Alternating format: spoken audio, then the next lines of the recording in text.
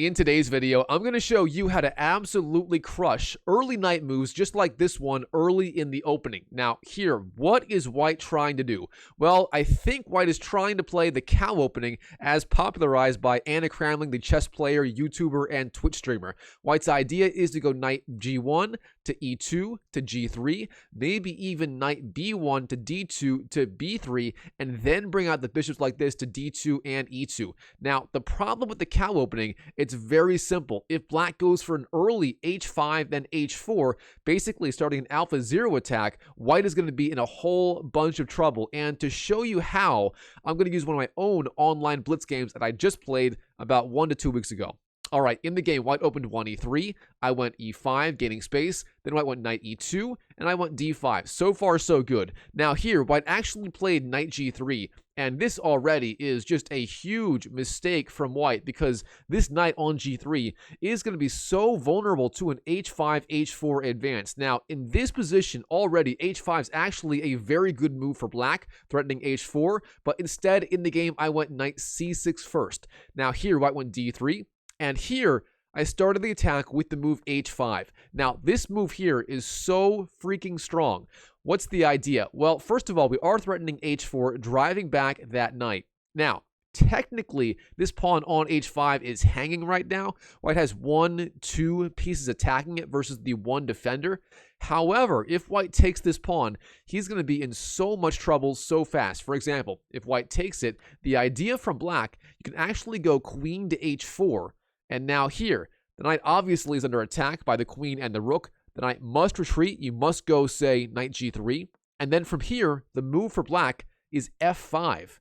And look at this. Black is getting 3 very strong pawns in the center. Black can go, say, knight f6, bishop d6, bishop d7, and castles, and get a very, very aggressive setup here. And white, what can white do? Obviously, castling kingside is not an option as white would get checkmated, but beyond that, white's development makes very, very little sense here. So it's a very strong pawn sacrifice. Now, in the game, white did not take the pawn. Instead, white continued knight d2. And here, white is officially committing to the cow opening setup. White's idea is, again, knight g1 to e2 to g3, then knight b1 to d2 to b3. And I see this all the time at my level online around 1900 ELO, believe it or not. I see it all the time. And again, black's idea here is simple. h4, drive back that knight, knight e2, and then knight f6. And look at this. Black simply has better control of the center, 2 very good knights. I can castle on the queen side if I want to, with, say, bishop e6, queen d7, long castles. And black here, or white here, obviously, you can't bring out this knight to either f4 or g3, and that means this bishop is going to be sort of trapped on the f1 square for quite a while. All right, from here, white continues. h3, blocking the h3 advance from black. That would be a good idea sooner or later, so h3 is not a bad idea at all. And here, I go for my favorite setup against both the modern defense and the cow opening. I simply bring these bishops to e6 and d6, and then try to castle long usually. So, for example, bishop d6, white goes knight b3, another relatively weak move. I go bishop e6, and here white goes bishop d2. Again, white is continuing the basic cow opening setup, but this setup from white is just so incredibly passive, and not only was this knight on g3 vulnerable to the alpha 0 attack, this knight on b3 is also vulnerable to the alpha 0 attack, and here I start the other attack on the queen side with the move a5. My threat is simple. a4, driving back this knight to the c1 square, and if white has to go for that setup, he's going to be in so much trouble. So here, white does go a4, blocking the attack, a good move, and now here as black, I have a lot of options. The computer loves the idea of d4 playing a pawn sacrifice trying to open up the center. Now, that is simply not necessary yet. Instead, I go queen d7. Turns out queen e7 was a little more accurate, but queen d7 also a decent move by black here. Now here, white goes f4, trying to, I guess, gain some space on the king side. I'm not really sure what he's doing.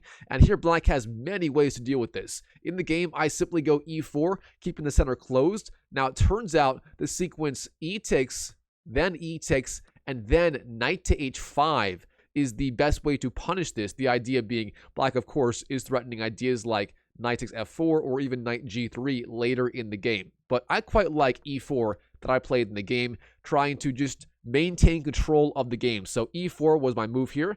White went d4. And now here, black does have quite a good space advantage in the center, and black can kind of do whatever he wants here. Now, my idea from this position was to go knight e7 and then f4, and I thought on f4, this knight pressures d3, or e3, sorry, it pressures g3 and so on, and this did look pretty good for me. So in the game, I went knight to e7. Now white goes knight c3, and I continue knight to f5, again, pressuring these very big squares in the white camp. Now, in this position, white, what can he do? Obviously, castling kingside is going to be very, very hard. If he does that, if he goes, say, bishop to e2, I can just jump into g3, and white's going to be in a lot of trouble. But beyond that, how can you possibly castle queenside? The queen literally doesn't even have any squares here. If the queen goes to e2, knight g3 forks the queen and the rook, and the queen obviously can't go to any of these squares either. I mean, if you want to castle queenside, I can't draw arrows. If you want to castle queenside, here's white. You almost have to go queen b1 to a2, but that is just the most absurd setup ever. So in the game, white actually blundered. He went queen to e2. And keep in mind, this guy is 1750 ELO. Even at this level, players make blunders left and right. I mean, if you're wondering, how can I possibly reach 1,500, even 2,000 ELO online? The answer is just punish your opponent's mistakes, because seriously, players are making mistakes left and right at this level. And here, obviously, the key idea is knight g3. You just jump in, and here I am winning material, but even before this, white's game is just so hard. This setup with the knights on g3 and b3 is just not a good idea for either side, for white or for black. Here white goes queen f2, I take the rook, white goes back with the queen g1, and I drop back, knight g3, and here I'm literally up an entire rook. And the rest of the game isn't as important, but there is a beautiful attack that I start here. So let's see how it finishes. White castles, I go c6, queen f2, knight h1, queen g1. I'm kind of playing with my opponent here, kind of repeating moves, and here I do go b6. Now we have bishop e1, potentially pressuring this knight here. Not a bad idea from white. Knight f5, I retreat. Queen d2. And here, I simply go king to e7. My idea is, with all these pawns in the center, my king is very, very safe on the e7 square. And what I want to do is simply go rook h to b8, then b5, opening up lines of attack, and just basically launching an attack against the white king on the queen side. Even on the queen side, this king is not safe. So, bishop f2, rook h b8, queen to e1.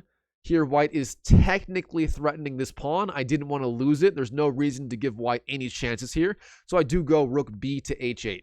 Now rook d2, bishop b4, pinning this knight to the rook and the queen, quite frankly. So a decent idea. And this does make b4 ideas even more dangerous. Now white goes king b1. I go queen to b7.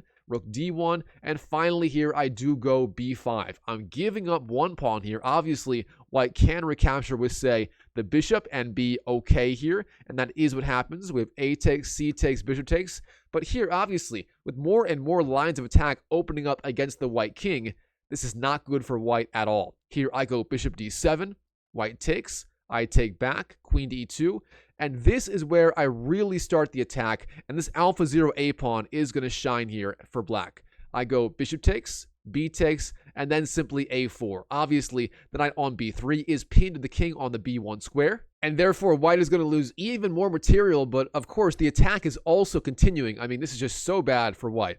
White goes queen to g4, threatening potentially this pawn right here and the knight. Therefore, I just go g6, defending. There's no rush here. There's no reason to give white any chances in this game. White goes king to c1. I take the knight. White takes back. I take the pawn. White goes king d2. And from here, I simply launch a brutal checkmating attack. Rook to a2 hits the king. King d1. Queen to c2. Threatening ideas like queen takes f2 checkmate. And here, white actually ignores the threat. He goes king to f1.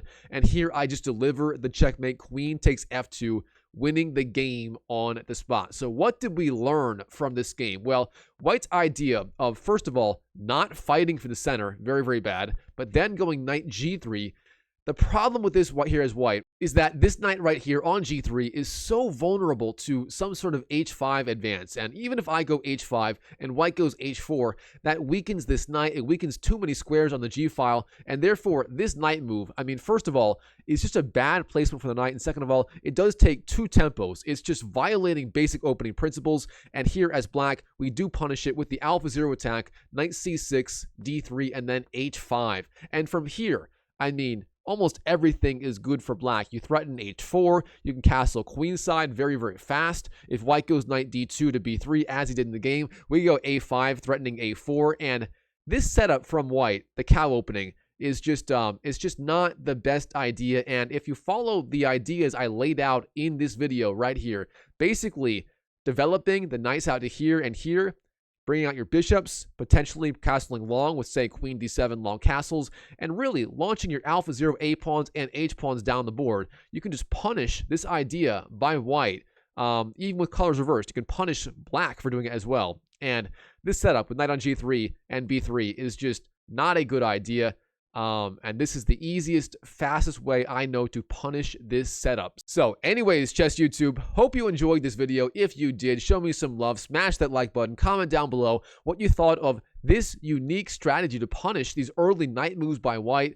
And by the way, if you enjoyed this video and you want to learn directly from me, I do have a free chess community where I offer free group coaching, a free chess course, free access to me via DMs and whatnot. If that sounds interesting to you, the link is in the description below for this video. It's school.com/chessmindset. Again, go to the description below. It's the first link right there. I'd love to have you in there. As soon as you join, I will message you, onboard you and whatnot. And yeah, I'd love to have you there. So that's all for today. And as always, I wish you the best of luck in your chess improvement journey in 2025 and beyond. And I'll see you in the next video.